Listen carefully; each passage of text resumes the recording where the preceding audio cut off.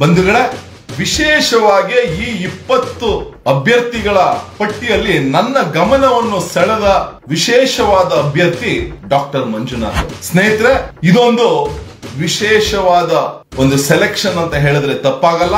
ನಮ್ಮ ಸನ್ಮಾನ್ಯ HD ಕುಮಾರಸ್ವಾಮಿ ಅವರು ಮಾತಾಡಿದ್ದನ್ನ ನೋಡಿದೆ. ನಾವು ಪ್ರಯತ್ನ ಪಟ್ಟು ಡಾಕ್ಟರ್ ಮಂಜುನಾಥ್ ಅವರನ್ನ ಮನವೊಲಿಸಬೇಕಾಯ್ತು ಅಂತ. ಸಹಜ, ಪ್ರಾಯಶಃ ನಾವೇನಲ್ಲಿ ಇರ್ಲಿಲ್ಲ. ಪ್ರಾಯಶಃ ಅಲ್ಲಿ ಆಗಿರುವ ಚರ್ಚೆ ಏನಂದ್ರೆ ನಮಗೆಲ್ಲ ರಾಜಕಾರಣ ಅಲ್ಲ ಅಂತ ಪ್ರಾಯಶಃ ಡಾಕ್ಟರ್ ಮಂಜುನಾಥ್ ಅವರು ಹೇಳಿರ್ತಾರೆ. ಯಾಕೆಂದ್ರೆ ಇವತ್ತಿನ ರಾಜಕೀಯ ವ್ಯವಸ್ಥೆಗಳನ್ನ ನೋಡಿದ್ರೆ ಒಂದು ಸಭ್ಯ ಸಂಪ್ರದಾಯ ಹಾಗೂ ಸಭ್ಯ ಕರ್ತವ್ಯಗಳನ್ನ ನಡೆಸ್ಕೊಂಡು ಬಂದಂತ ವ್ಯಕ್ತಿಗಳು ಇವತ್ತು ಚುನಾವಣೆ ಅಂದ್ರೆ ಹೆದರುವಂತ ಒಂದು ಪರಿಸ್ಥಿತಿಯನ್ನ ನಾವೆಲ್ಲ ತಂದಿಟ್ಟಿದ್ದೀವಿ. ಹಾಗಾಗಿ ಪ್ರಾಯಶಃ ಡಾಕ್ಟರ್ ಮಂಜುನಾಥ್ ಅವರು ಇನಿಷಿಯಲಿ ಅವರ ರಾಜಕೀಯ ಹಾದಿಯಲ್ಲಿ ಕಾಲಿಡಕ್ಕೆ ಯೋಚನೆ ಮಾಡಿರ್ಬೋದು. ಹಾಗಾಗಿ ಅವರನ್ನ ಗೆಲ್ಲಿಸುವ ಜವಾಬ್ದಾರಿ ಇವತ್ತು ನಮ್ಮೆಲ್ಲರದಾಗಿದೆ. ಬೆಂಗಳೂರು ಗ್ರಾಮಾಂತರ ಒಂದು ಕಾರ್ಯಕರ್ತರ ಚುನಾವಣೆ ಆಗಬೇಕು.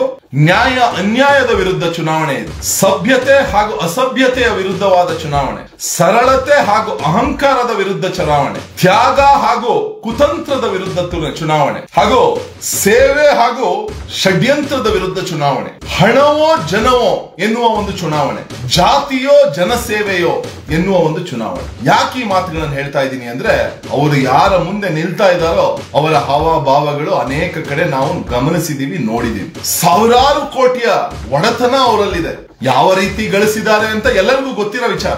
ದುಡ್ಡಿನ ಸುರಿಮಳೆಯ ಹಂಚು ಹಾಕಬಹುದು ಅವರು, ಆದ್ರೆ ಜನರ ಸೇವೆ ಮಾಡ್ಕೊಂಡು ಬಂದು ಅನೇಕ ಜನರ ಜೀವವನ್ನು ಉಳಿಸಿದಂತ ಒಬ್ಬ ಸಭ್ಯ ಸೌಮ್ಯ ವ್ಯಕ್ತಿ ಡಾಕ್ಟರ್ ಮಂಜುನಾಥ್ ಅವರಿಗೆ ಭಾರತೀಯ ಜನತಾ ಪಾರ್ಟಿ ಇವತ್ತು ಟಿಕೆಟ್ ಅನ್ನ ಕೊಟ್ಟು ನಿಲ್ಲಿಸಿದೆ. ಬಂದು ಅವರು ಒಂದು ಅಭೂತಪೂರ್ವವಾದ ಜಯವನ್ನು ಗಳಿಸಬೇಕು. ಯಾಕೆ ಅಂದ್ರೆ ಈ ಚುನಾವಣೆ ನಮ್ಮೆಲ್ಲರನ್ನ ಪರೀಕ್ಷೆ ಮಾಡುವ ಚುನಾವಣೆ. ನಾಳೆ ನಮ್ಮ ಮನೆಗಳಲ್ಲಿ ನಮ್ಮ ಮಕ್ಕಳು ಅವರ ಜೀವನವನ್ನ ರೂಪಿಸ್ಕೊಬೇಕಾದ್ರೆ ನಾನು ಡಾಕ್ಟರ್ ಮಂಜುನಾಥ್ ತರ ಆಗಬೇಕು ಅಥವಾ DK ಸುರೇಶ್ ತರ ಆಗಬೇಕು ಅಂತ ಅವರು ಸೆಲೆಕ್ಟ್ ಮಾಡುವಂತ ಒಂದು ಚುನಾವಣೆ. ಯಾಕೆ ಅಂದ್ರೆ ನಾನು ಆಗ್ಲೇ ಹೇಳಿದ ಹಾಗೆ ಒಬ್ಬ ಸಭ್ಯ ವಾತಾವರಣದಲ್ಲಿ ಬೆಳೆದಂತ ಸೌಮ್ಯ ಜೀವಿಗಳು ಇವತ್ತು ಚುನಾವಣೆಯ ಅಖಾಡಕ್ಕೆ ಇಳಿಯೋಕೆನೆ ಹೆದರುತ್ತಾರೆ. ಇದು ನಮಗಲ್ಲ, ಇದು ಈ ಗಲೀಜು ನಮಗಲ್ಲ ಅಂತ ಯೋಚನೆ ಮಾಡ್ತಾರೆ. ಆದ್ರೂ ಒಂದು ಧೈರ್ಯವನ್ನ ಮಾಡಿ ಎಲ್ಲರೂ ಅವರ ಮನವನ್ನು ಒಲಿಸಿ ಇವತ್ತು ದೇಶವನ್ನು ಸೇವೆ ಮಾಡೋಕೆ ನಿಮ್ಮಂತ ವ್ಯಕ್ತಿಗಳ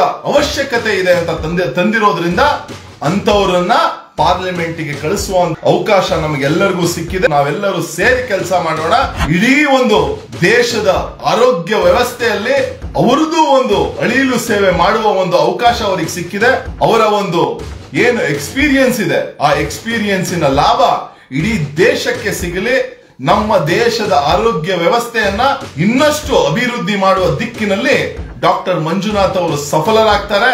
ಅವರು ನಾಳೆ ದಿವಸ ಪಾರ್ಲಿಮೆಂಟ್ ಹೋದಾಗ ನಮ್ಮ ಇಡೀ ಕರ್ನಾಟಕದ ಹೆಮ್ಮೆಯಾಗಿ ನಾವೆಲ್ಲರೂ ನೋಡಬಹುದು. ಹಾಗಾಗಿ ಈ ಚುನಾವಣೆ, ಮತ್ತೊಮ್ಮೆ ಹೇಳ್ತೀನಿ, ನ್ಯಾಯ ಅನ್ಯಾಯದ ವಿರುದ್ಧವಾದ ಒಂದು ಚುನಾವಣೆ. ನನ್ನ ಕಳಕಳೆಯ ಪ್ರಾರ್ಥನೆ ಬಂಧುಗಳೇ, ಇದೆಲ್ಲದೂ ಡಾಕ್ಟರ್ ಮಂಜುನಾಥ್ ಅವರ ಚುನಾವಣೆ ನಮ್ಮೆಲ್ಲರ ಚುನಾವಣೆಯಾಗಿ ನಾವು ಸವಾಲಾಗಿ ಸ್ವೀಕರಿಸೋಣ. ದುಡ್ಡಿಗೋಸ್ಕರ ಮಾರು ಹೋಗುವಂತ ಮನೋಸ್ಥಿತಿ ಅವರಿಗೆ ನಾವು ಹೋಗಿ ತಿಳಿಯನ್ನು ಹೇಳೋಣ. ಡಾಕ್ಟರ್ ಮಂಜುನಾಥ್ ಅವರಿಗೆ ಒಂದು ಅಭೂತಪೂರ್ವವಾದ ಗೆಲುವು, ಯಾರು ಜನನು ನೋಡಿರಬಾರದು ಆ ತರ ಒಂದು ಗೆಲುವನ್ನು ಕೊಟ್ಟಿ ಸಭ್ಯರು ಕೂಡ ರಾಜಕಾರಣದಲ್ಲಿ ಬರಬಹುದು. ರಾಜಕಾರಣದ ವ್ಯವಸ್ಥೆಯನ್ನ ಬದಲಾಯಿಸುವಂತ ನಿಟ್ಟಿನಲ್ಲಿ ಸಭ್ಯ ರಾಜಕಾರಣಿಗಳ ಅವಶ್ಯಕತೆ ಇದೆ ಅನ್ನೋದನ್ನ ನಾವೆಲ್ಲೂ ತೋರಿಸುವ ಒಂದು ಕೆಲಸ ಮಾಡೋಣ ಅಂತ ಹೇಳ್ತಾ, ನಮಸ್ಕಾರ. ಜೈ ಹಿಂದ್, ಜೈ ಭಾರತ್ ಮಾತೆ.